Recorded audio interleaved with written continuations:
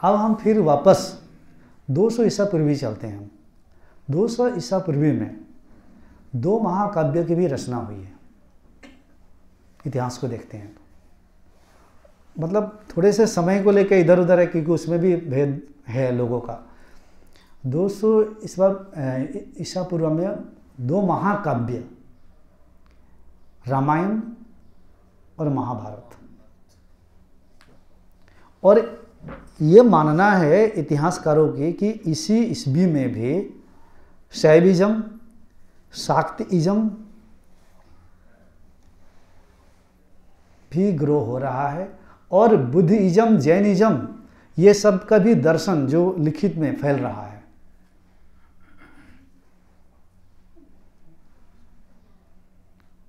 इस ईस्वी में 200 ईसा पूर्व। आप ये बताइए कि 200 ईसा पूर्व में, इससे पहले तो शंकराचार्य भी हो गए, चार्वाक भी हो गए, बुद्ध भी हो गए। ये क्रिटिकल एनालिसिस एक पॉइंट हाईलाइट कर रहा हूँ। महावीर भी हो गए, जीसस, अच्छा जीसस तो बाद में आते हैं। अब ये भी इसी धारा पे थे, और भी ऐसे बहुत फिलोसोफर थे। इन्होंने अवतारों को, कंसेप्ट को लिखा वैष्णविज्म में।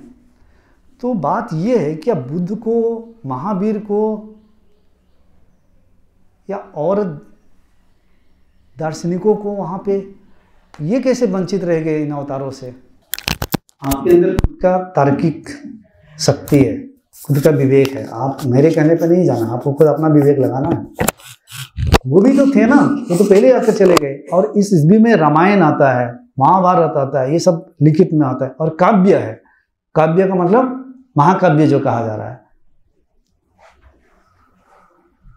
पद्यात्मक होता है, गद्यात्मक रूप से लिखा जाता है। इस पे हम हाईलाइट करेंगे फिर 200 ईस्वी में है। अब 200 ईस्वी में बहुत सारा कुछ होता है। यहीं से जन्म होता है बहुत सारे दार्शनिक चिंतन का और भेदभाव का, क्योंकि इस अवधि में पहले के जो लोग थे वह बिना ही भेदभाव का अपने अंतर्दृष्टि के आधार पर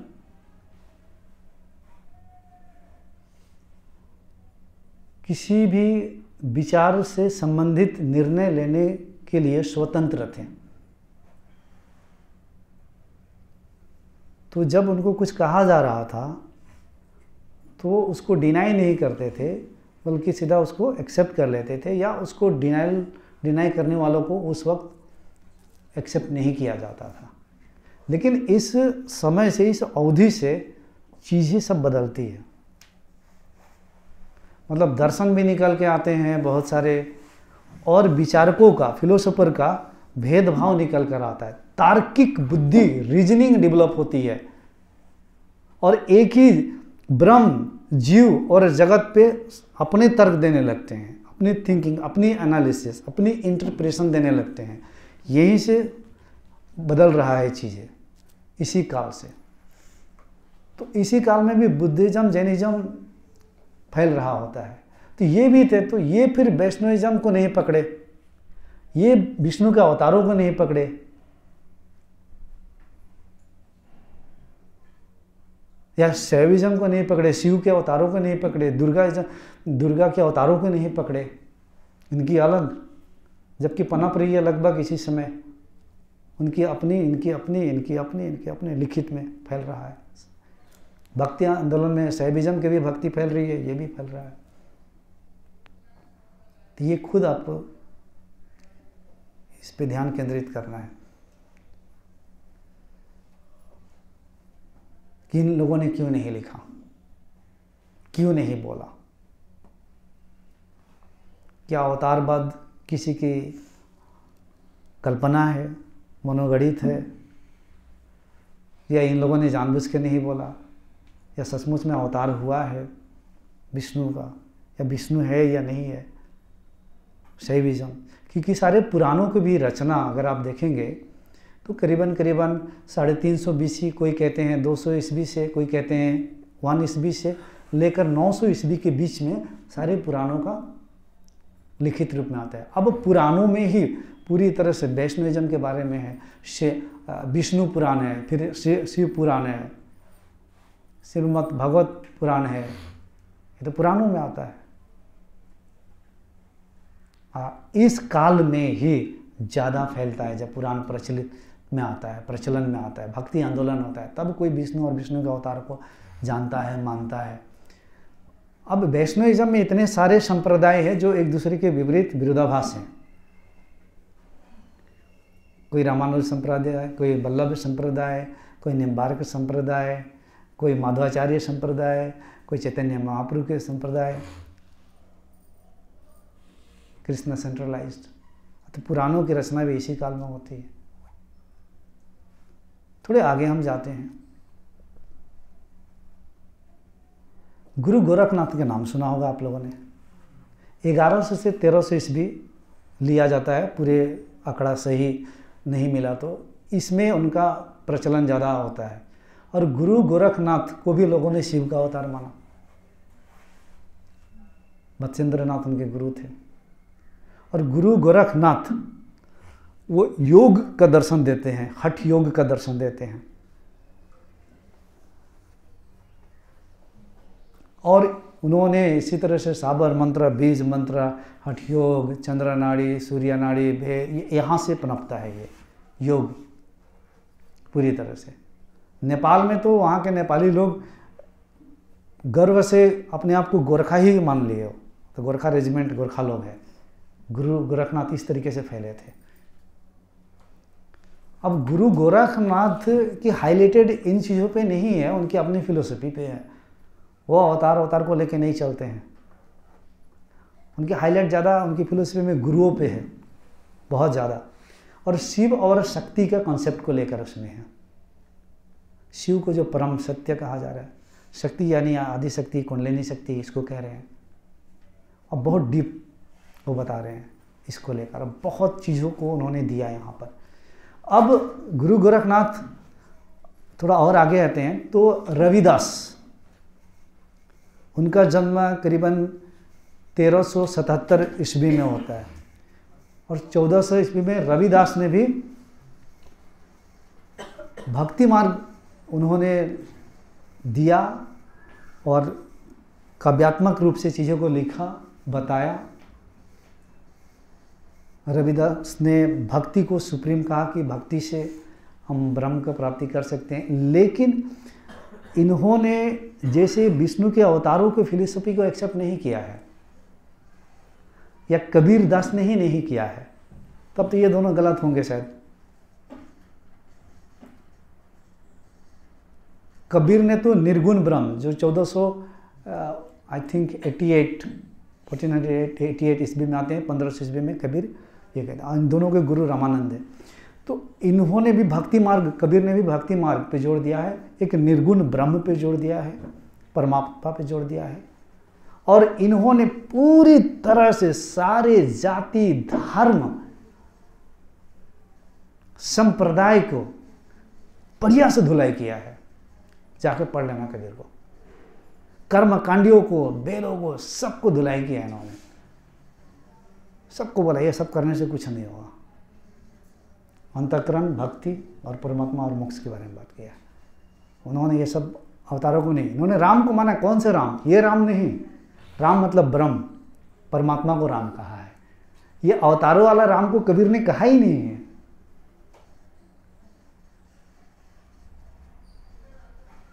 फिर बाद में मेरे ख्याल से 1459 में गुरु नानक देव का जन्म 1459 में, शायद उनकी मृत्यु 1539 में या 38 में होता है। 39 या 38 है, 39 में मृत्यु होती है। अब गुरु नानक देव भी आते हैं। गुरु नानक देव की भी फिलोसफी आप अच्छा से समझोगे, जानोगे तो अवतारवाद को उन्होंने नहीं माना है, सपोर्ट नहीं किया। एक परमात्मा, वो कर्ता भी कहा, अकर्ता भी कहा, मतलब निर्गुण भी कहा, सगुण भी कहा। मतलब वही अकर्ता में भी है, निर्गुण में भी है, और वही जब प्रकृति के साथ है तो वो सगुण में भी है, सर्व सामर्थ्य भी है। और कहीं कहीं शक्ति के बारे में भी, एक माँ के बारे में भी लेकर उन्होंने कहा है, आप पढ़ेंगे तो मिल जाएगा। तो अब गुरु नानक देव की अपनी भक्ति मार्ग, गुणगान और इस तरीके से बता, अब ये भी इन्हीं चीज़ों को नहीं मानते जो पहले से था, ये अपने तरीके से जैसे जाना, जैसे समझा, इस तरीके से इन्होंने बताया।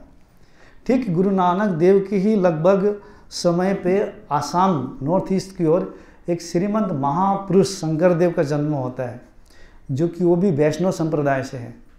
और श्रीमद् भागवतम को भी उन्होंने आसामीज में संस्करण किया और उन्होंने भी खूब कीर्तन, भजन, लेख, बरगीत लिखा।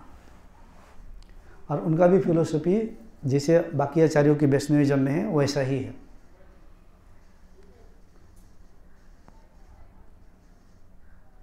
तो इस तरीके से गुरु आते गए, अपने अपने फिलोसफी देते चले गए, संप्रदाय बनते चला गया। इस्लाम की ओर तो एंटर नहीं करेंगे अभी, बुद्धिज़्म की ओर नहीं, क्योंकि बुद्धिज़्म भी 3 भागों में बटा है, इस्लाम भी बटा है। इस्लाम भी शिया सुन्नी सूफी में, फिर शिया सुन्नी सूफी में फिर विभाग हो गया है। जैसे बुद्धिज़्म भी हीनयान, महायान, वज्रयान, फिर उसके अंदर विभाजन हो गया है। और बहुत सारे हिंदू लोग पढ़ पढ़ के विद्वान हुए और बुद्धिज़्म को कितने ने एक्सेप्ट भी कर लिया। अब रही बात इन सब चीज़ों का, अगर हम देखते हैं क्रिटिकल एनालिसिस की दृष्टि से देखते हैं, तो हमारे सामने एक बात आकर खड़ा हो जाता है कि वास्तव में है क्या। क्योंकि अगर हम साइंटिफिकली देखें तो साइंटिस्ट कहते हैं कि 3 लाख साल पहले अफ्रीका में होमोसेपियंस आया, 2 लाख साल पहले एक साथ मिलकर शिकार करने के लिए सीखा, 1 लाख साल पहले वहाँ से माइग्रेट होना सीखा, एक से दूसरी जगह जाना सीखा, 40-50 साल पहले अफ्रीका एंड ऑस्ट्रेलिया में माइग्रेट होते हैं, सेटल होते हैं। 10,000 पहले लोग खेती बाड़ी करना सीखते हैं, विकसित होता है दिमाग, चिंतन, मनन, भाषा और टूल्स, एडवांस टूल्स, ये सब डेवलप करते हैं। ये साइंटिफिक पॉइंट है, व्यू है। फिर इस तरह से 4 से 5,000 साल पहले या लगभग 3.5 से 5,000 ऐसे अब मिल जाएगा। फिर बताएंगे हड़प्पा संस्कृति, मोहनजोदाड़ो की खोज खुदाई, आर्कियोलॉजिकल दृष्टि से, ये हिस्ट्रिकल दृष्टि से 3 चीज़ ही होती है ना, एक एनालिटिकल, एक आर्कियोलॉजिकल, एक लिटरेरी फैक्ट्स। इतिहास को जानने के लिए 3 ही तरीका होता है। लिटरेरी फैक्ट्स यानी कि जो शास्त्रों में वर्णित है उस वहाँ से लेकर हमने कुछ जान रहे हैं। आर्कियोलॉजिकल यानी कि जो चीज़ हमें खुदाई में मिल रहा है वहाँ की कार्बन डेट जब साइंटिस्ट करते हैं तो वो अवधि निकल जाती है कि ये चीज़ कब बना था, इसकी लाइफ टाइम क्या था। एनालिटिकल फैक्ट, उस समय क्या चीज़, क्या नीति, नियम, गीत, भाषा, संस्कृति चलन प्रचलन में था, उसके द्वारा राजाओं महाराजाओं के द्वारा उस चीज़ को हम जानना चाहते हैं। तो इतिहास को जानने के लिए, हिस्ट्रिकल फैक्ट्स को जानने के लिए इन 3 तरीके से हम जान सकते हैं। उन्होंने तो हिस्ट्री पे 10 किताबें लिखी, उनको तो बहुत अच्छे से पता होगा बहुत सारी चीज़ें। मैं आध्यात्म से जुड़ के आपको बताने के लिए, थोड़ा सा कनेक्ट करके बताने के लिए प्रयास कर रहा हूँ। उन्होंने तो प्रोफेसर साहब है, उन्होंने 10 किताबों के ऑथर है, राइटर है। उसके बाद इस तरीके से आप जान सकते हैं।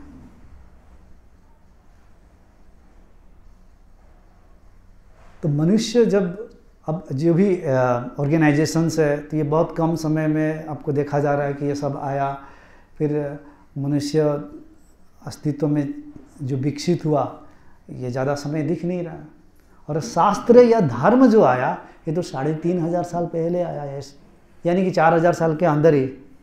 जब सारे धर्म और शास्त्र 3,500 साल के अंतर्गत आया है, ध्यान से समझना है, और मनुष्य विकसित हुआ है, तो उससे पहले ईश्वर ब्रह्म अवतार कब था ये किसको कैसे पता, जब यही धर्म ही बाद में आया। तो कुछ लोग धर्म में सत्य को कहते हैं, वो कंसेप्ट यहाँ पे अभी मैं लागू नहीं कर रहा हूँ।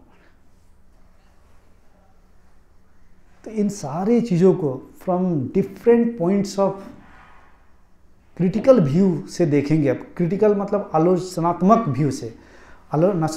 आलोचनात्मक व्यू का मतलब होता है कि किसी भी चीज़ को जैसा लिखा है हमने सत्य नहीं मान लिया, हम क्रिटिसाइज कर रहे हैं उस पर, अपना तर्क बुद्धि विवेक लगा रहे हैं, ये हो सकता है नहीं हो सकता है, छानबीन कर रहे हैं, जानकारी प्राप्त कर रहे हैं। अब इस तरीके से आते हैं लोग। आज की डेट में हुआ क्या कि मेरे पास पूरी रिसर्च की कॉपी है, गाड़ी में पड़ी हुई है, अगर ज़रूरत पड़े तो आप लोगों को पढ़ के सुनाया, कोई व्यक्ति आके पढ़ के सुना सकते हैं। पूरी रिसर्च है, हिला देने वाला है। सतयुग त्रेतायुग पे, कलयुग पे ये सत्य है या अवधारणा है या काल्पनिक है। और उस रिसर्च में पूरी तरह से आप इस जगह पे पहुंचेंगे कि ये काल्पनिक है। पहला पॉइंट आपको बता रहा हूँ कि रामायण और महाभारत में ग्रहों की स्थिति को लेकर, जिस कालखंड में जो हुआ था उसको लेकर वैज्ञानिकों ने जब अपने सॉफ्टवेयर में डाला तो उसमें पाया कि रामायण यानी कि राम सेतु को जब उन्होंने कार्बन डेटिंग की तो उस कार्बन डेटिंग में मिला कि 5114 ईसा पूर्व ये राम सेतु का। अब राम सेतु किसी ने बनाया था या अपने आप प्रकृति ने बनाई थी, ये क्या था वो बात अलग है। मैं किसी भी चीज़ को आपके सामने ऐसा नहीं कहूँगा कि यही है, विवेक और तर्क आपको लगाना है। 10 जनवरी को ये डेट निकल कर आता है, तो आज के विद्वानों के अनुसार महाभारत के भी ग्रहों के दशा कालखंड को लेकर सॉफ्टवेयर में डालते हैं तो वो लगभग 2000 के डिफरेंस में आता है महाभारत और रामायण। और जो पुराणों में कंसेप्ट लिखा है सतयुग का, त्रेता युग का, द्वापर युग का, कलयुग का, वो तो लाखों लाखों में है, बहुत बड़ा डिजिट है, बहुत बड़ा फिगर है। उसके अनुसार तो ये थोड़ा भी मैच नहीं कर रहा। तो आज के विद्वान ने होते इसको मानना ही बंद कर दिया, मानते ही नहीं इसको। अब आपके सामने आप साइंस को मानोगे या इसको मानोगे। और इसकी रिसर्च पे इसको लेकर बहुत वाद विवाद हो रहा है, अवतारों पे लेके या ऐसे महाभारत हो या रामायण को लेकर बहुत सारी चीज़ें, या सतयुग त्रेता युग द्वापर युग को लेकर। आज से नहीं, जब आर्यभट्ट ब्रह्मभट्ट थे तब से हो रहा है, उन्होंने भी इसको माना नहीं है, स्वीकार नहीं किया है। तो मुझे पूरी ईस्वी क्या माना नहीं क्या नहीं वो रिसर्च है, एक पूरा सब कुछ लिखा हुआ है। अगर आप लोग इजाज़त देंगे तो हम उसको पढ़ के भी सुना सकते हैं, उससे पूरा क्लैरिटी आ जाएगा अंत में क्या है। मतलब एक तरह से नहीं, लिटरेरी फैक्ट्स भी उसमें डाला गया है, एनालिटिकल फैक्ट्स भी डाला गया है, आर्कियोलॉजिकल फैक्ट्स भी डाला गया है, और सबका क्रिटिकल व्यू भी दिया गया है, और साइंटिफिक फैक्ट्स भी डाला गया है, कब कब क्या कैसे कैसे कैसे हुआ, सब कुछ। इससे क्या होगा, अंत में आपको ये पता चलेगा कि गुरु नानक देव क्यों इस चीज़ को अलग तरीके से बताया, कबीर रविदास ने क्यों बताया, गुरु गोरखनाथ ने भी क्यों, शंकराचार्य क्यों अद्वैत, उन्होंने भी क्यों नहीं सीधी सीधे अवतारों को मानकर कृष्ण की भक्ति करने के लिए कहा। उनका क्या दुश्मनी थी, उन्होंने क्यों नहीं कहा, उनके पहले ही ये आ गया था अस्तित्व में, कुछ चीज़ें कृष्ण को लेकर कुछ दर्शन आ गया था, मान रहे हैं।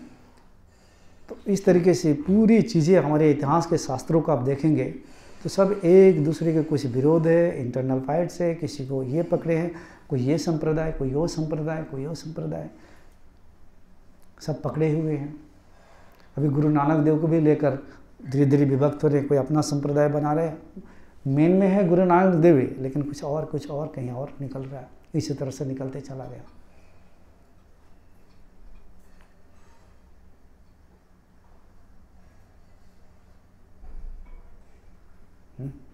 ये बड़ा झमेला है।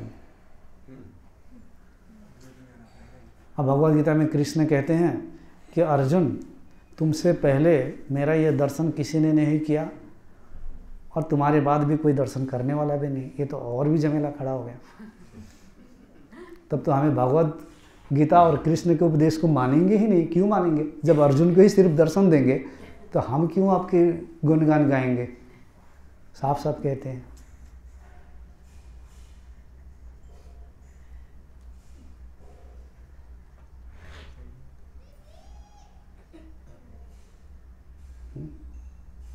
क्या करेंगे? विराट दर्शन दिया उन्होंने,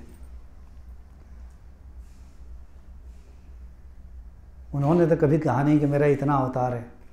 उन्होंने ये बात कहा कि अर्जुन तुम और मैं सदा सदा से हैं, तुम्हारे और हमारे अनेक जन्म हो चुके हैं।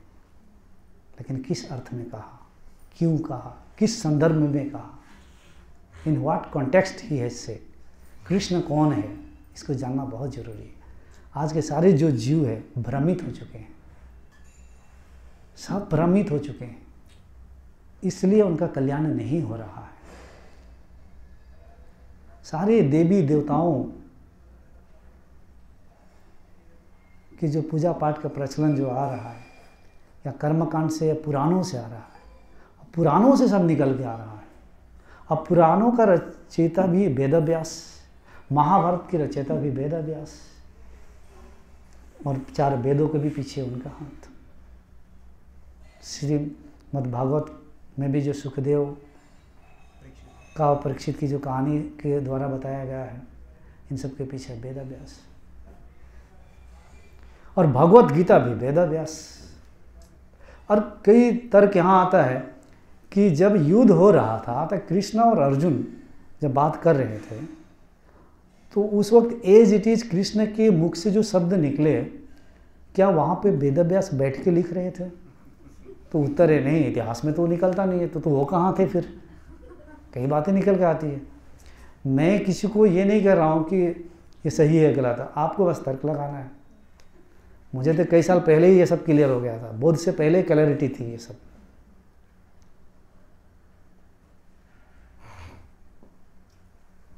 कहाँ से आ गए ये देवी देवता सब? शाक्तिजम में जाएंगे तो उसमें दुर्गा के 10 सात्विक रूप को पूजा होता है। 10 रूप क्या है जो अभी नवरात्रि होके गया? शैलपुत्री, जो छोटी बच्ची की चेतना की बता रहा है, शैलपुत्री, ब्रह्मचारिणी, चंद्रघंटा, कुष्मंडा, स्कंद माता, कात्यायनी, कालरात्रि, महागौरी, सिद्धिदात्री। और जाएंगे तंत्र में तो इसी दुर्गा का 10 रूप अलग, काली, काली आ गई, महाकाली आ गई, फिर तारा आ जाएगी, त्रिपुर सुंदरी, भुवनेश्वरी, और त्रिपुर सुंदरी को भी षोडशी भी कहा जाता है, ललिता भी आई थिंक। तो फिर त्रिपुर सुंदरी, भुवनेश्वरी, इसमें फिर मातंगी आ जाएगी, बगला मुखी, कमलावती, छिन्नमस्ता, ये 10 आ जाते हैं इत्यादि। ये तंत्र के लेकर तंत्र में इनको साध रहे हैं लोग, दुर्गा में दुर्गा को साध रहे हैं। तो मेरा सवाल है कि आपने कभी भी देवी पुराण पढ़े हैं अच्छा से? तंत्र यहीं से निकलता है, शैविज्म से और शाक्तिज्म से तंत्र निकलता है। असली मायने में क्या है ये कोई नहीं जानता। बस किसी ने कोई गुरु पकड़ा दिया, रट्टे जा रहा है, चिल्ला रहा है, शक्ति पावर के पीछे पागलों की तरह भटक रहा है, चिल्ला रहा है, काली काली, कोई दुर्गा दुर्गा, कोई शिव शिव, कोई राधा राधा, कोई कृष्ण कृष्ण, कोई क्या तो कोई क्या, सब पकड़े हुए हैं, धर्म को पकड़े हुए, छोड़ने के लिए कोई तैयार ही नहीं है। किसी ने पकड़ा दिया, रट्टा मारे जा रहे हैं, मजहबी पचड़ों को पकड़ लिया है और कचरा भरा हुआ है।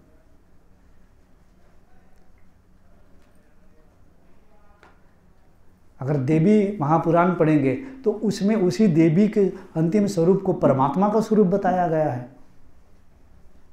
लेकिन उसके अवतार आ गए बीच में। मध्य प्रदेश में, एमपी में 64 योगिनियों की बात है। अब योगिनियों का आशीर्वाद, अरे कौन सी योगिनी, कौन सी काली, कौन से दुर्गा और दुर्गा की शक्ति की बात हो रही है? कौन सी ये सब देवियां है, कौन से देवता है, ये तो कोई बता नहीं रहा। ध्यान करो, आशीर्वाद कैसे करना है। बस अब तो मैं क्या कहूँ, आज के डेट में ये होके रखा है, किसी को दर्शन हो रहा है किस प्रकार से, आई कोई देवी दर्शन देके चली गई। कहाँ दर्शन देके गई? तो मानसिक दर्शन देके गई, मन में। क्योंकि मैं 10 सालों तक कॉन्शियस, सबकॉन्शियस, अनकॉन्शियस, ब्रेन, इन सब के बारे में काफ़ी अध्ययन किया हूँ, काउंसलिंग थेरेपी दिया करता था, तो मुझे पता है कि किस तरीके से ये चीज़ें काम करती है। अब कह रहे हैं कृष्ण कृष्ण कृष्ण, कृष्ण ने आके दर्शन दे दिया, सपना में दे दिया और कभी मानसिक रूप में दे दिया। और कोई तो कृष्ण को सजा रहे हैं, कोई कर रहे हैं और मन में कर रहे हैं, कल्पना में कर रहे हैं। अरे ये कल्पना है, ये मन है, ये प्रकृति में हो रही है। कहाँ फंसे हुए हैं? कल्पना में कोई दर्शन, किसी का दर्शन हो रहा है कि शिव आ गए बड़े जट्टाधारी और शिव सामने आ गए। शिव सामने आ गए तो बोध हो गया कि मैं ही हूँ, मैं ही सर्वत्र हूँ। ये आत्मज्ञान, ये आत्म साक्षात्कार है?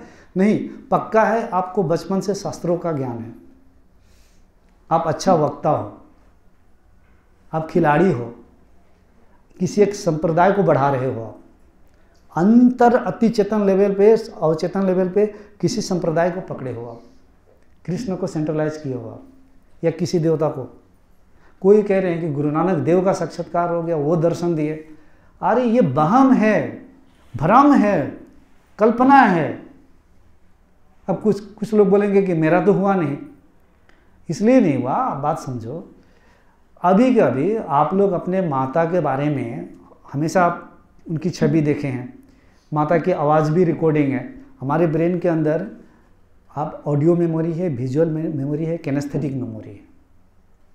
किनेस्थेटिक क्या होता है? मसल्स में हमारी स्मृति इन्फॉर्मेशन स्टोर रहता है, इमोशंस के द्वारा प्रभावित होता है।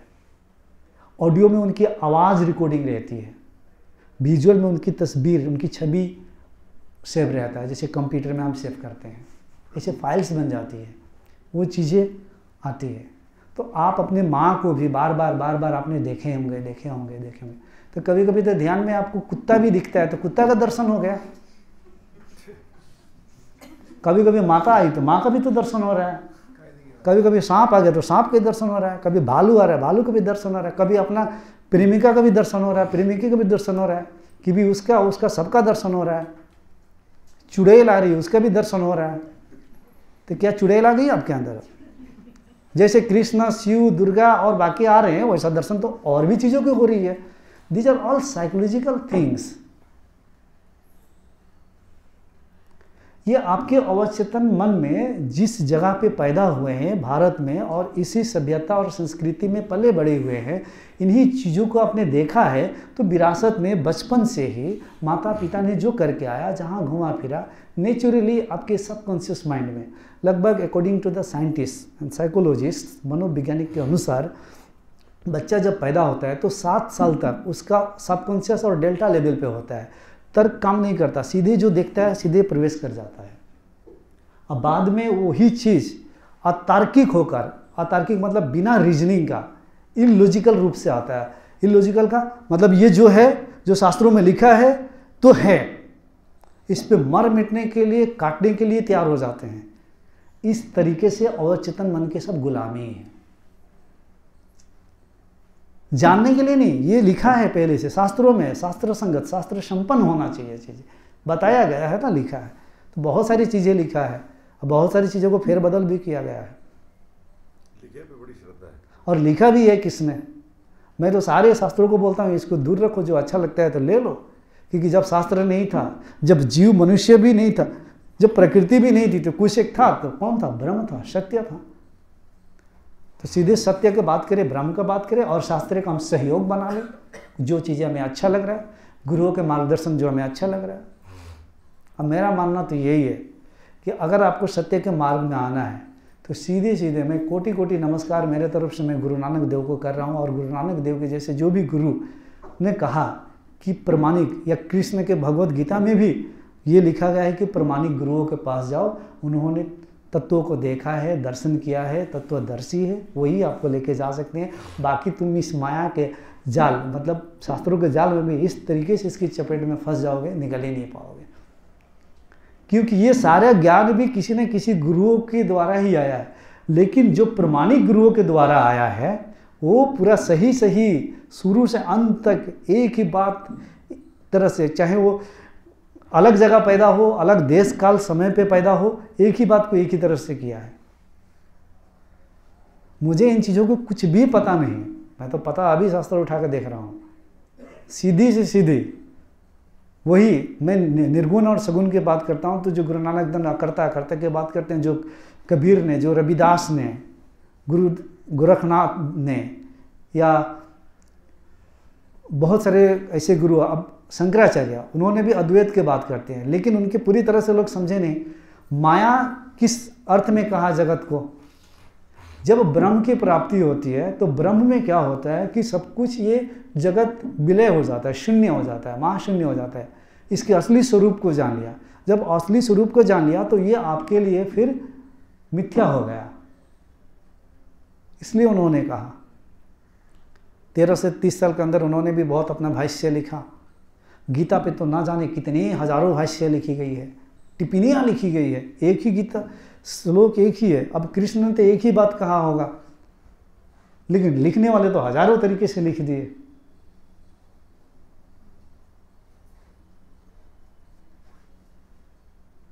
और सब किसी न किसी गुरुओं के माध्यम से ही तो बहा है। अब उसमें कोई पूरी तरह से मिटा नहीं, उसके लिए कुछ द्वैत बन गया। अपने अपने स्तर पे जिसने जिस तरीके से ऑब्जर्व किया, उपलब्धि की, समझा, उसी स्तर पे शास्त्र बना दिया, लिख दिया। और पहले से ही गुरुकुल में वेद की, उपनिषदों की, पुराणों पे ज्ञान दे देकर, मंत्रों को याद दिला दिलाकर, और मतलब जैसे रिटायरमेंट होता है, मंत्री गया, दूसरा मंत्री आया, इस तरीके से गुरु बनते चले गए। ये जितने अभी नाम नहीं लेना चाहता हूँ, वृंदावन में जो गुरु बैठे हैं कितने लोग, मैं उनके श्रद्धा और भक्ति करता हूँ, क्योंकि मेरे लिए सब पूजनीय स्वरूप ही है। लेकिन जब सत्य की बात करेंगे तो उस पर मैं उनके जैसे कभी भी कदम मिलाकर नहीं चल सकता हूँ। वो एक तरफ अखंड ब्रह्म की भी बात करते हैं, दूसरी तरफ द्वैत की भी बात करते हैं, तीसरी तरफ अवतार की भी बात करते हैं, चौथी तरफ पूरी देवी देवताओं की भी बात करते हैं। लोग कहाँ जाएंगे? सीधी सीधी बताओ, कहाँ है सीधी रास्ता? इधर भी फंसा रहे, इधर भी फंसा रहे, इधर भी फंसा रहे, उधर भी फंसा रहे, हम कहाँ जाएंगे? और इनकी हिस्ट्री जानोगे तो बचपन से सारे चीज़ों को रट्टा मार मार के अवचेतन मन में इस तरीके से उन्होंने इकट्ठा कर लिया। जैसे जाकिर नायक ने, जाकिर नायक के सामने भी तर्क करेंगे तो याद रहता है सब कुछ, तो पहले ही से सेट कर लिया कहाँ पे क्या मुझे बोलना है, इनको पता होता है। और ये लोग उदाहरण देते देते गुरु नानक कबीर दास को भी घुसड़ देते हैं अपने ज्ञान में। आपने ब्रह्म को जाना नहीं तो सबसे बड़ा पाप काम कर रहे हो कि उस सीट पे बैठ के आपके अधिकारी नहीं हो। क्योंकि ब्राह्मण भी वही है जो ब्रह्म को जानता है, जो ब्रह्म में लीन है, वही ब्राह्मण हो सकता है। ब्राह्मण, क्षत्रिय, वैश्य, शूद्र, ये हमारी गुण है, हमारी स्वभाव है, हमारी चित्त की दशा है, ना कि जन्मजात से ये होता है, कभी नहीं होता है। इसकी भी चर्चा शास्त्रों में हुई है, लेकिन लोगों ने इसको फिर अभी दूसरी तरफ लेके चला गया, बना दिया। अभी तो शंकराचार्य में कोई अगर शंकराचार्य की गद्दी पे बैठेगा वो ब्राह्मण होना पड़ेगा। मुझे किसी से कोई डर भय किसी से नहीं है, कोई गुरु से नहीं है, चाहे कुछ भी हो, क्योंकि मुझे जिस तरीके से सत्य को जाना हूँ, जैसा है, भले सूली पे लटका दे, मार दे, गोली मार दे, कुछ भी कर दे, कोई कुछ नहीं, मैं जैसा है वैसे ही अंतिम श्वास तक ये शरीर चल रहा है, वही बोलूँगा। आपको डर होगा, आप नहीं बोलोगे, मुझे तो डर नहीं है किसी से भी, बिल्कुल नहीं है। और मैं ये अंत में कहना चाहता हूँ, अगर वो चाहिए तो आपको पढ़ के भी सुना देंगे, रिसर्च वाला को भी। हमारे मार्ग में अवतारों की कोई भी कॉन्सेप्ट नहीं है, कोई एग्जिस्टेंस नहीं है। ये सब पुराण मेरे लिए, अगर मुझसे पढ़ना है, पुराण समझना है, भगवद गीता, तो मैं आपको सत्य झलका सकता हूँ, मैं बताऊँगा आपको। देखिए, एक आप लोग समझिए, भगवद गीता में दैविक और आश्रिक संपदाओं की बात कही गई है। पुराणों में भी दैविक और आश्रिक संपदाओं की बात की गई है। रामायण में भी दैविक और आश्रिक संपदाओं की झगड़ा की बात की गई है। महाभारत में भी दैविक और आश्रिक संपदाओं की झगड़ा की बात की गई है, और केंद्र में ब्रह्म को रखा गया है। हमारी ही प्रवृत्तियों की, हमारी ही योग्यताओं की लड़ाई है ये, हमारी अंदर की लड़ाई है ये, हमारी आसुरिक और दैविक प्रवृत्तियों की लड़ाई है ये अंतर जगत की बात है। उसे अंतर जगत को बाहर की ओर, पौराणिक का मतलब ऐसे ही होता है पुराना, और उसको मैथोलॉजिकल स्टोरी कहा जाता है। पौराणिक का मतलब पुराना। कौन सा पुराना? आपके अंदर पुराना जो प्रवृत्ति है, आपके अंदर जो पुराने जन्मों से जो प्रवृत्तियां हैं, इसका निरोध चाहिए। तो पतंजलि ने कहा कि वृत्तियों का निरोध से ही कैवल्य का प्राप्त होता है, नहीं तो पतंजलि को मानना चाहिए था सब। ईश्वर परिधान उन्होंने बताया है अपने नियम में, लेकिन नियम में ईश्वर परिधान कौन से ईश्वर को वो नहीं कहा है। बस ईश्वर परिधान मतलब ईश्वर के प्रति समर्पण।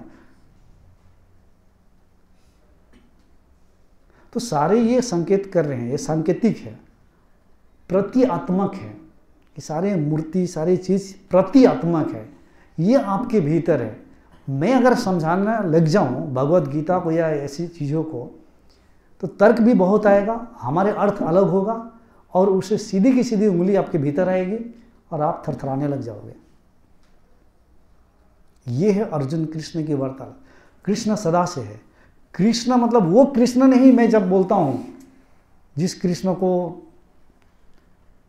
कभी आए थे तो कोई महापुरुष थे, कभी राम थे तो कोई महापुरुष थे, या तो महाकाव्य कहा गया, काव्यात्मक में लिखा, कभी आए नहीं आए पता नहीं, इसका कोई सटीक नहीं, उसके भी तो कार्बन डेटिंग में कुछ अलग ही पेचीदा निकल कर आ गया, हिला के रख दिया। अब जबरदस्ती कोई कहेगा कि ये सत्य है, वो बात अलग है, भय सताने लगता है लोगों को। एक निराकार ब्रह्म है, एक निराकार परमात्मा है, वही सत्य है, उसी को मैं शिवा कहता हूँ, क्योंकि शिवइज्म में भी शिव तत्व उसी को कहा जाता है। लेकिन शिवइज्म में जैसे शिव के अवतारों के बारे में बात करेंगे तुरंत मैं खारिज कर देता हूँ अंतिम में। हमारे मार्ग में कोई अवतारों की कंसेप्ट नहीं है, नहीं तो फंस जाओगे तर्क में। अगर भगवान ही अवतार लेके इतना विरोधाभास करेंगे तो जबरदस्ती किसी को मनवाना, जबरदस्ती मान लेना, ये दोनों बेवकूफ हैं, मूढ़ व्यक्ति है। और कृष्ण के ज्ञान में ही देखो ना, गीता में अर्जुन को बता रहे हैं ये सब शरीर उनके युद्ध में सब अपने खड़े हैं, तो क्या कह रहे हैं, तुम्हें मामा चाची चाचा फुआ फूफी ये सब के लिए तुम्हें लड़ाई मोह नहीं रखना है, रिश्ते नाते के लिए इसे मारना है, इसे मारना है। दूसरे एक श्लोक में आपको मिल जाएगा कि जो व्यक्ति प्रकृति और शरीर के प्रति आसक्त है वो मूढ़ व्यक्ति होता है। तो कृष्ण भी तो मूढ़ हो गए यहाँ पे, तो शरीर वाले व्यक्ति को मरवाना क्यों चाह रहे हैं फिर? क्यों मरवाना चाह रहे हैं आप? तो जरूर कृष्ण की दृष्टि कुछ और है यहाँ पर।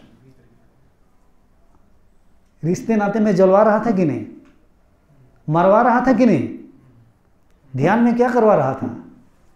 यहाँ जो है मोह, इस पे मैं पिछली बार भी थोड़ा सा बताया था, यहाँ से नाश करना है, इन प्रवृत्तियों का नाश करना है। कृष्ण आपका आत्मा है, जो ब्रह्म जो परमात्मा है वो सदा से है, एक सा है, वो नहीं अवतारों को छोड़ दो, नहीं तो आप ढूंढते रह जाओगे, कहीं कुछ नहीं मिलेगा। दर्शन भी मिलेगा, ये काल्पनिक दर्शन मिलते चला जाएगा, आप फंसते चले जाओगे काल्पनिक दर्शन में, कुछ नहीं मिलेगा उसे। उन गुरुओं को तुरंत गुस्सा दिला सकते हो, उनके इष्ट के बारे में इसके बारे में कुछ थोड़ा उल्टा फुल्टा उटपटांग कह दीजिए, वो गुस्से हो जाएंगे, अनाप शनाप बकने लग जाएंगे, शराब देने लग जाएंगे, केस करने लग जाएंगे, कुछ भी किसी भी हद तक पहुंच जाएंगे, क्योंकि उनको खतरा महसूस होता है। एक धर्म को दूसरे धर्म वालों से खतरा महसूस होता है। हिंदुओं को लगता है कि मुझे सिख ईसाई बुद्धिस्ट और इस्लाम से खतरा है, और उनको लगता है कि इनसे हमारा खतरा है। दो में से एक दूसरे से खतरा महसूस होता है और दोनों अपने धर्म की रक्षा करने पर लगे हैं। लेकिन मेरे लिए जो धर्म है वो सत्य है, सनातन है। सनातन की ओर जो भी विधि आपको लेके जाए वही सनातन धर्म है, जो भी कृत्य आपको सनातन की ओर लेके जाए वही सनातन धर्म है। तो हिस्ट्री पढ़ना चाहिए, हिस्ट्री को जानना चाहिए, जांच पड़ताल करना चाहिए, कहाँ से ये चीज़ें निकल के आई है, किस तरीके से फैल गया, किस तरीके से बन गया। ये देवियों का, तंत्र का और कुछ नहीं, आपके विचार, आपकी प्रवृत्ति ये है, इसको हटाओ, इसको जागृत करो। तो उस समय काल के अनुसार इस प्रकार से उन्होंने अपनी ऑब्जर्वेशन के आधार पे लोगों को नियंत्रण करने के लिए कुछ पकड़ा दिया ताकि ये चीज़ें जागृत हो, सुव्यवस्थित समाज चले। लेकिन समय और काल के खंड में धीरे धीरे चीज़ें आते गया, बनते गए। आप लोग बताइए कितने लोगों को राम राज्य चाहिए? नहीं। अब राम राज्य के लिए इतना झगड़ा होता है, आपको चाहिए। राम का राज्य का अर्थ समझ रहे हैं क्या? क्या है राम का राज्य?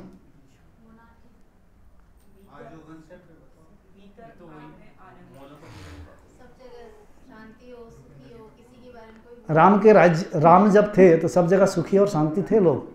आप मुझे ये बताइए, आप बताइए, राम जब थे तो लोग अंधे थे या नहीं थे? गरीब लोग थे या नहीं थे? लड़ाई झगड़ा था या नहीं था? राजा महाराजाओं में, असुरों में लड़ाई झगड़ा था या नहीं था? लड़ाई झगड़ा में ही गुजरे। और उस वक्त तो ना कैमरा था, ना लाइट था, ना गाड़ी था, ना कुछ नहीं था। अब उस जमाने में जाएंगे तो सब खत्म करो, उस जमाना में चलते हैं, सब कुछ होता था। अब उस जमाना में आप जाएंगे, जो अपनी पत्नी को भी छोड़ दिया दूसरे के कारण। नहीं, ये सब तर्क दोगे तो सीधी एक ही उत्तर है, भगवान है। भगवान कुछ भी कर सकते हैं, वो उनका लीला है। जैसे कहेंगे कि अब सीता मैया, अब सीता मैया, उनको हरिण के सींग देखकर, सोना को देखकर, स्वर्ण को देखकर उनके अंदर में माया आ गया कि अपने पति को ही भेज दिया, जाइए लेकर आइए। और राम भी, त्रिकालदर्शी भी उस माया के पीछे दौड़ पड़े। उनको भी तो पता होना चाहिए कि इधर रावण आकर सीता को किडनैप करेगा।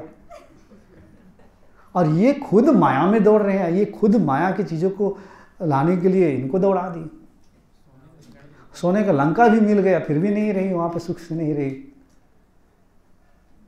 सुखी नहीं रही, तो सोने का लंका में चली गई ना। बाद में 2 सिंह के लिए भेजी, बाद में तो रावण लंका ही में लेके चला गया। तो ऐसे बहुत तर्क आते हैं, लेकिन अंत में तर्क कोई नहीं सकता है तो कहता है क्या? लीला था, लीला। भगवान कुछ भी कर सकते हैं। भगवान शिव के बारे में कहेंगे कि गणेश को ही काट दिया। अब मैल से, अब पता नहीं, ये तो मुझे समझ में नहीं आता, क्योंकि मैं पूरे साइंस को साथ में लेके चलता हूँ और आत्मविद्या, ब्रह्म ज्ञान को साथ में। बाकी के बीच का जो पेचीदा है, जो कि मामला गड़बड़ है, उसको सीधी की सीधी हटा देता हूँ। जिसको आना है वो आओ, नहीं तो मैं गलत रास्ता में आपको धकेलना नहीं चाहता हूँ। मैल से बना दी, अब पता नहीं मैल से कैसे बना देते हैं लोग। हाँ, आज के तो वैज्ञानिक ये भी नहीं कर पाए। पीछे के इतिहास देखोगे तो सब कुछ ये अलग है। अच्छा, बना दिया उन्होंने, ठीक है, मैल से। क्या पता ये मैल किसी और चीज़ को कहा जाता है। मेरे लिए चीज़ें अलग दिखती है। मैल मतलब प्रकृति, मैल मतलब माया, पंचभूत, पंच तन्मात्राएं, अहंकार, बुद्धि, सत, रजस, तमस, इससे बन गया है ना। कहानी अलग है, उसके अर्थ निकाला जा सकता है, लेकिन वो अलग, वो तत्व ज्ञान की दृष्टि में चला जाएगा। आप जैसे पकड़ना चाहते हो इसे नहीं, इसे हट के एक तत्व दृष्टि हो जाएगा। फिर राम बदल जाएंगे, रावण बदल जाएगा, सब आपके भीतर मिलेंगे, सीता बदल जाएगी, सब भीतर ही मिलेगा। जैसे अभी कितने जीव जो है सोने का महल में भी सुखी और शांत नहीं है, अर्थ बिल्कुल अलग हो जाएगा। और वही हिलाता है आपको, नींद से जगाता है। इसीलिए प्रामाणिक गुरुओं का महत्व दिया गया है, क्योंकि वो भी उसी मजहबी पक्षड़ों से छुटकारा पाकर आए होते हैं। अब बना ही दिया तो अब गणेश जी रुके हैं, अब भगवान शिव आ रहे हैं, तो वो तो त्रिकालदर्शी है, उनको पता होना चाहिए कि ये महल से बनाई है, गणेश को रखा है। पूछने की क्या जरूरत है कि तू कौन है, तू क्यों रुक रहा है? थोड़ा बाद में आ जाते। अब भगवान शिव के अंदर ही इतना गुस्सा किया, अपने गुस्से का नियंत्रण नहीं किया और उन्होंने उसका सर को धड़ से अलग कर दिया। अच्छा, अलग कर दिया, ठीक है। अब पार्वती भी आती है, अब देखो पार्वती भी इतनी गुस्से हो गई कि ब्रह्मा विष्णु महेश किसी का बात नहीं सुन रही, इसको आप जैन करो, आप नहीं सुनने वाले चाहिए। तो फिर उन्होंने किसी गजानन मतलब हाथी को, कोई जन्मों में भगवान शिव ने किसी से वादा किया था, मतलब वरदान दिया था कि एक समय में तुम्हारा सिर किसी इस तरीके से जीवित किया जाएगा काट के। तो फिर भेजते हैं। कहानी को तो आदमी कोई भी ट्विस्ट एंड टर्न दे सकता है, राइटर, अब चेतन भगत, चेतन भगत तो कितने हाफ गर्लफ्रेंड एक बना दिया, फिल्म भी बन गया, लोग अब उसी को सत्य मान लेंगे, पता नहीं 400-500 साल लोग तो वही सत्य ही मानेंगे। चंद्रकांता एक सीरियल आ रहा था, प्रोग्राम आप लोगों ने कहीं देखा होगा, उसमें राजस्थान की जगह बताया गया, युद्ध के बारे में बताया गया है, उपन्यास है, और उस पर एक सीरियल बन गया बहुत सुंदर। अब जो आज के बच्चे देख रहे हैं तो वही सोचेंगे ना, कोई चंद्रकांता युद्ध हुआ था, चंद्रकांता थे, ऐसे हुआ था, वैसे हुआ था। अब मुझे तो कई चीज़ें समझ में नहीं आती। आप लोग बोलते हैं कि आपको समझ में नहीं आएगा, क्यों? आप मायावादी है। हाँ, ये ईश्वर की लीला है। लीला शब्द के बहाना सब छुटकारा पा रहे हैं। लीला में सब कवर हो गया। तो इसीलिए द्वैत का अंत भी नहीं है, अंतहीन है। अंतहीन मतलब कोई ना कोई माया आपको उपाय दे ही देगी आपको फिसलने के लिए।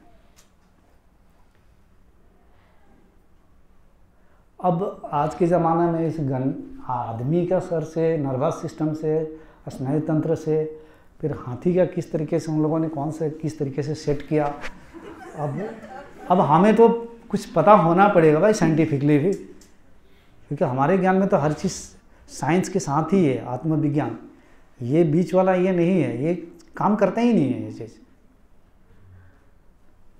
जब मैंने इसकी छानबीन कर रहा था युद्ध के बारे में, जो महाभारत का, तो 40 किलो वर्ग में क्षेत्र जब बताया जा रहा है, और उसमें एक अश्वनी सेना के बारे में जो बताया जा रहा है, एक बड़ा संख्या, डिकोड नहीं करेंगे कभी, आप लोग खुद ही रिसर्च कर लेना, आप लोग तो पढ़े लिखे ज्ञानी तो है ही, शास्त्रों का बहुत पढ़े लिखे होंगे। अरबों में सेना की संख्या आ रहा है वो तो, और उतने कम जगह में अरबों का सेना कैसे आ गया?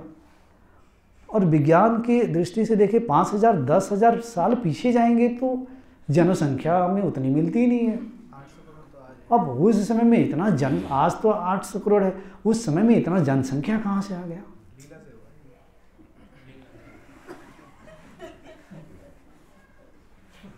ये सब कहाँ से आ गया, कैसे हो गया?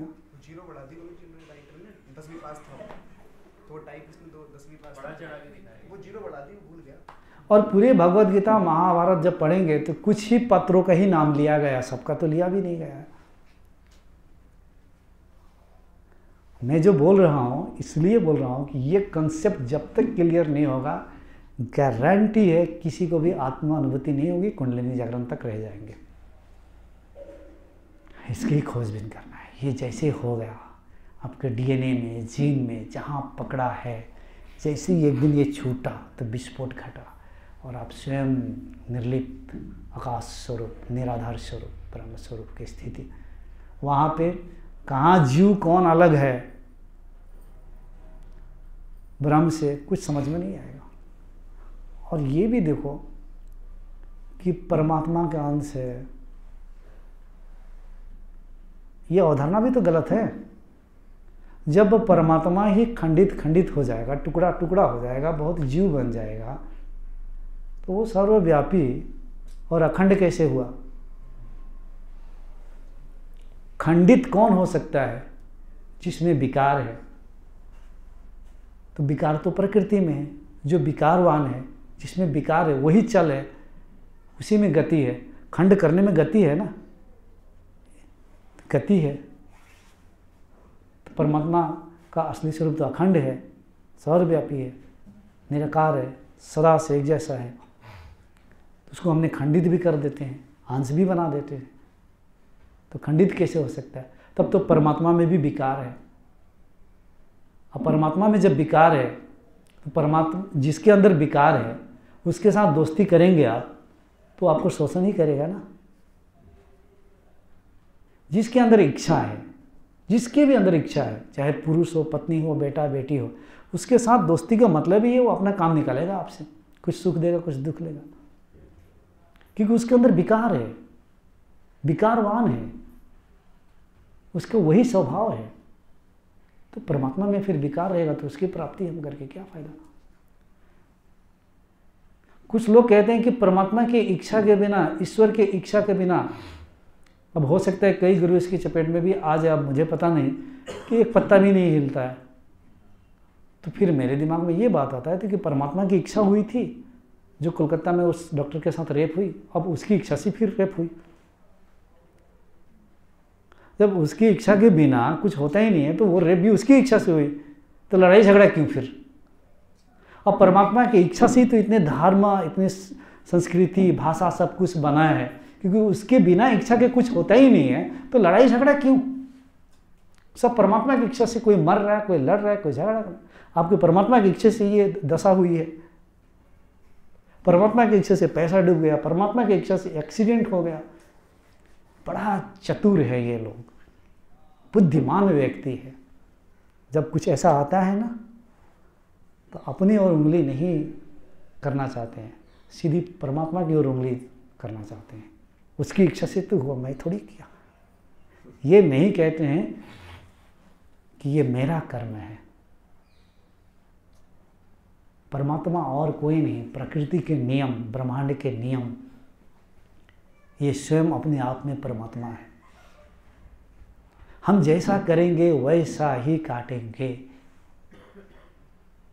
डरना है तो ईश्वर से मत डरो, डरना है तो अपने कर्मों से डरो। अब परमात्मा चाहा तो हम आ जाएंगे। परमात्मा क्यों चाहेगा आपके आने जाने में? परमात्मा चाहा तो हम सफल हो जाएंगे, परमात्मा चाहा तो नौकरी मिल जाएगी। अरे परमात्मा के क्यों घुसड़ रहे हो अपनी नौकरी में, अपने शादी ब्याह में, अपने बॉयफ्रेंड गर्लफ्रेंड में? तो उस निर्दोष को दोषी क्यों बना रहे हो आप? उस परमात्मा को रहने दो जहाँ है। वो राग द्वेष रहित स्थिति निरंजना है। गुरु नानक देव ने हुक्म कहा। हुक्म मतलब, मैं इसको योग कहता हूँ। योग मतलब प्रकृति में जो योग वियोग ऊर्जाओं की हो रही है हमारे कर्मों के अनुसार, इसको परमात्मा हुक्म। परमात्मा यानी सगुण ब्रह्म जो है प्रकृति के नियम के अनुसार घटित हो रहा है। अब ये बताओ आप लोग, परमात्मा की चाहत हुई, एक स्मृति है। जब मैं अष्टावक्र गीता पढ़ रहा था तो फिर वो गीता भी रख दिया, एक्सप्लेनेशन। मैंने बोला परमात्मा के अंदर ही स्मृति होगी, उसके अंदर ही इच्छा होगी और सृष्टि बनेगी, तो वो खुद ही वो इच्छा है उसके अंदर, तो उसको पाकर हमें क्या फायदा है फिर? जो गुरु के अंदर अभी इच्छाएं हैं उसके पास जाएंगे, सारा सीधा शोषित करेगा, आपको शोषण करेगा। समझ रहे हो? निगाहें कुछ और।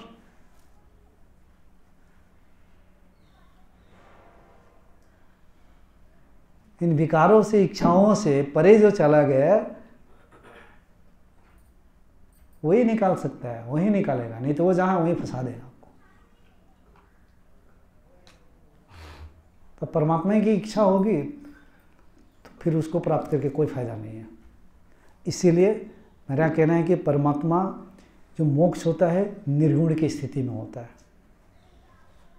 कर्ता स्थिति में प्रकृति के साथ, क्योंकि परमात्मा जो असली में वो चैतन्य है, तो उसके होने के कारण से पूरी प्रकृति अपने अव्यक्त स्थिति में जब रहती है, अव्यक्त मतलब निर्विशेष अवस्था में रहती है, कारण में विलीन हो जाती है, तो परमात्मा चैतन्य, उसके होने के कारण से सत रजस तमस नामक कारण रूपी प्रकृति अव्यक्त स्थिति में, ज्ञान इसमें है, सब कुछ है, तो उसके होने के कारण से इसमें प्रकृति की सम्य अवस्था विषमता को प्राप्त करती है और यही से सृष्टि निर्माण होता है, फिर बनता है, बिगड़ता है, बनता है, बिगड़ता है। ये सदा काल से चला जा रहा है, मात्र परमात्मा के होने के कारण से।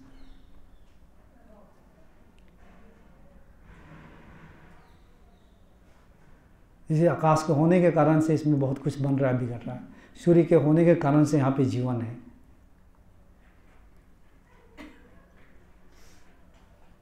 तो उसी परमात्मा को जब प्रकृति के नियमों के रूप में कहते हैं तो हम कह देते हैं ईश्वर ने ऐसा चाहा, परमात्मा ने चाहा। लेकिन ये जान लेना, ये ब्रह्मांडीय नियम है और ये नियम ही कर्ता रूप में ईश्वर है। जैसा जो करेगा उसके साथ वैसे ही होगा। तो फिर कोई कहेगा क्या, गुरुजी मैंने तो जीवन में कोई गलत काम किया ही नहीं है, तो मेरे साथ गलत क्यों हो रहा है? एक ने तो मुझे कहा कि आप गुरु है तो गुरु को तो ब्रह्म स्वरूप परमात्मा स्वरूप कहा जाता है, तो यहाँ पे इतनी सारी घटनाएं घटित हो रही है, तो भगवान स्वरूप होता है, तो क्यों ये लोगों को, जो गरीब है उसको अमीर क्यों नहीं कर रहे? इसके साथ रेप केस हुआ, ये हुआ, वो हुआ, उसको सब ठीक क्यों नहीं कर रहे? गुरु को भी पकड़ लेते हैं ना, टांग खींचने लगेंगे, बड़ा मुश्किल है। और नकली गुरु तो ऐसे ही फिसल जाएगा, और नहीं तो कहेगा सब लीला है, भजो भजो राम भजो, बस निकलो लीला कहकर। ये तो बड़ा आसान है, भज के निकल जाओ। मिला तो मुझे भी कुछ नहीं, उसको भी कुछ नहीं, तो भजने को ही लिए देगा कुछ, भजो जब तक है। यहाँ पे तो भजने के लिए कुछ बचता ही नहीं है, ना ईश्वर है, ना मंत्र है, ना जाप है, ना कोई भजने के लिए रहता है, जो मैं जहाँ इशारा देता हूँ। यहाँ भगवान को जानने की इच्छा ही खत्म हो जाती है। इच्छा मतलब भगवान आपकी। तो ऐसे गुरु को भी पकड़ लेते हैं। तो मेरा उत्तर अलग होता है, गुरु को हटो, गोले मार दो, उसको डस्टबिन में डाल दो। तुम भगवान में विश्वास करते हो, परमात्मा में विश्वास करते हो, अपने कृष्ण विष्णु शिवा में विश्वास करते हो, देवी में? हाँ। वो है कि नहीं अभी? तो कहते हैं है। तो वो क्या सो रहे हैं? वो क्यों नहीं ठीक कर रहे हैं? उनको ठीक करना चाहिए था ना। देख रहे हैं यहाँ पर अन्याय हो रहा है तो ठीक करना चाहिए था। नहीं तो फिर विष्णु के अवतार वाले कहते हैं वो जो कल के अवतार होगा तब, अभी तो गैप है ये तो दूसरे है ना, शिवा है ना सर्वव्यापी, परमात्मा है ना सर्वव्यापी, भगवत में भी सर्वव्यापी की बात कही गई है। वो नहीं कर रहे हैं। तो परमात्मा यानी कि ब्रह्म स्वरूप यानी कि निर्गुण स्थिति, बस उनकी उपस्थिति, एक होने की स्थिति, होने की भी स्थिति कहना भी गलत है, नहीं तो विचार में पकड़ लेंगे। बस वो है, वह है, दैट इज जस्ट दैट। वो कुछ करता नहीं है। मोक्ष की स्थिति है राग द्वेष रहित अकर्ता स्थिति है। जब तक करता चलेगा तब तो कहाँ है, वो बस है। तो उस होने के साथ आप हो जाते हो, यानी कि आप अपने वजूद को आप मिट गए। वो तो सदा से बस आप मिट गए, तो मिट गए उस अर्थ में। तो जो पहले से जैसे हो रहा है चल रहा है उसमें फेरबदल नहीं करोगे, बस उसके साथ आप हो गए, होकर मिट गए, मर्ज हो गए। चीनी और नमक को जैसे पानी में डालते हैं गलकर पानी का सदृश हो जाता है, उसी तरह से। तो वो तो है ही, वो तो नियम बना के रखा है, उस नियम के अनुसार हो रहा है, सब कुछ चल रहा है। और नियम के अनुसार स्वतः ही सबके अपने कर्मों के अनुसार फल उसको मिल रहा है और मिलते रहेगा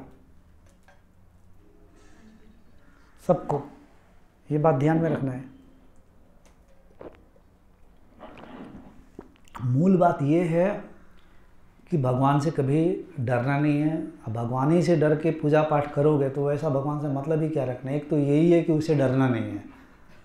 यहाँ से तो कुत्ते बिल्ली बाघ और मनुष्य से खतरा महसूस होता ही है, उसे भी खतरा महसूस, उसके डर से पूजा पाठ करे तब तो बड़ा ही विपरीत रास्ता हो जाएगा। डरना है तो सिर्फ अपने कर्मों से डरना है, सिर्फ अपने कर्मों से। कर्म कई स्तर पे होते हैं, सिर्फ एक्शंस ही नहीं होते हैं। हमारे प्रत्येक विचार यहाँ से जो निर्मित होता है, भावना विचार शब्द जो हम निर्मित करते हैं, एक्शंस जो बनता है, ये सब ब्रह्मांड के सृजनात्मक विभाग में जाता है। अब ब्रह्मांड बाध्य है आपके लिए उसी प्रकार की व्यवस्था खड़ा करने के लिए, और आज नहीं तो कल उस प्रकार की व्यवस्था खड़ी हो जाती है। और यहाँ पे बैलेंसिंग होता है हर चीज़ें। सत्य रजस तमस की जब हम बात करते हैं, बैलेंसिंग होती है त्रिगुणात्मक शक्तियों की। ये बैलेंसिंग नहीं होगा तो प्रकृति चल नहीं पाएगी। जैसे अभी विंटर सीजन आ रहा है, ठंडा का मौसम आ रहा है, तो 4 ऋतुओं में भी है कि नहीं? अगर एक ही रहे तो क्या होगा? देखिए परिवर्तन हो रहा है, बैलेंसिंग है। कभी बाढ़ आता है बहा देता है, कभी बाढ़ नहीं आया। सब प्रकृति में balancing, everything is perfectly systematically being balanced by its own laws. Balancing हो रहा है। ये आपको कह रहा हूँ, बाहर में जाके मत बोलना कि सब कुछ बैलेंसिंग हो रहा है, किसी के साथ चोरी हो गया, मारपीट हो गया, झगड़ा हो गया, वहाँ पे आप बैलेंस करना सीख लेना, नहीं तो बैलेंस कर देगा जी। अपने विवेक जागृत करना है, कहाँ पे क्या बोलना है और कैसे बैलेंसिंग करना है, जब तक जीने की चाहत है। मर ही जाना है तो किसी से भी लड़ाई झगड़ा करके मर जाना तो कोई बात नहीं। तंत्र में हो क्या रहा है, अभी तो जादू टोना लाल किताब बहुत प्रचलित हो रहा है, चल रहा है, सब क्रियाकलाप में लगे हुए हैं, अपना कल्याण तो कर नहीं रहे हैं और मानसिक प्रवृत्तियों को पकड़े हुए हैं। काली का 10 रूप और उसका पुरुष रूप और स्त्री रूप, सबको काली महाकाली, तो इधर महाकाल। अरे महाकाल को समझो, महाकाली कौन है? तुम्हारे मन में आके वो क्या करेंगे? लोग बोलते हैं मुझे महाकाली दर्शन दे रहे हैं, निर्देशित तुम्हें। और महाकाली का काम नहीं है कि तुम्हारे दिमाग में आके, गंदे मन में आके वो बैठेंगे और तुम्हें दर्शन देंगे। जिस प्रकार से तुम्हारे बेटा बेटी का दर्शन होता है, याद होता है, छवि होता है, तुमने कोई छवि देख लिया। मैं अगर आपसे पूछूं, आप कल्पना कीजिए किसका? काली का, तो तुरंत कल्पना कर सकते हैं। कृष्ण का तुरंत कर सकते हैं, राम का तुरंत कर सकते हैं। अस्तु वस्तु शिस्तु किस्तु मस्तु, कल्पना कीजिए। कोई चाइनीज के देवता है ये, नहीं कल्पना कीजिए आप लोग, कल्पना करके दिखाइए ना। इसको कल्पना कर सकते हैं? नहीं कर सकते। तो किसका कल्पना कर सकते हैं? जिस चीज का विकल्प है। तो सारे देवी देवता, ये मूर्ति आपको विकल्प है। और पतंजलि ने विकल्प को क्या कहा?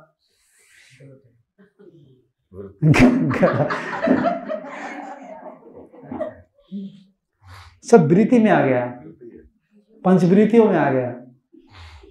तो आप कल्पना उसका ही कर सकते हैं जिसको आपने देखा है, नहीं तो विजुअलाइज नहीं कर सकते। You can not visualise. हाथी की कल्पना करें तो आप लोग कर सकते हैं, लेकिन मैं ऐसा शब्द बोलूं जो आप तक सुना ही नहीं है, उसका पिक्चर देखा ही नहीं, उसकी कल्पना नहीं कर सकते हैं। ये शायद मैं थोड़ा सा ये स्टडी नहीं किया होता तो आपको इतने बता भी नहीं पता। नहीं तो लोग डरते हैं, तुम ईश्वर के बारे में ऐसे कह दिया, मुझे तो दर्शन दे रहे हैं। तुम्हारा मन है वो रूप लिया है, तुमने उसका ढांचा और रूप बनाया है। काली का भी बनाया, महाकाल के भी बनाया, कृष्ण के भी बनाया, विष्णु का भी, शिव का भी, देवी सब। और ये लोग अगर है भी तो तुम्हारे गंदे मन में आके वो तुम्हें क्यों मार्गदर्शन देंगे? ये करवा देंगे, वो करवा देंगे। इससे निकलना है। ये मानसिक चीज है, मन में घटित होता है। उलझना नहीं है मन में, कल्पनाओं में फंसना नहीं है, नहीं तो पूरी तरह से फंस जाएंगे।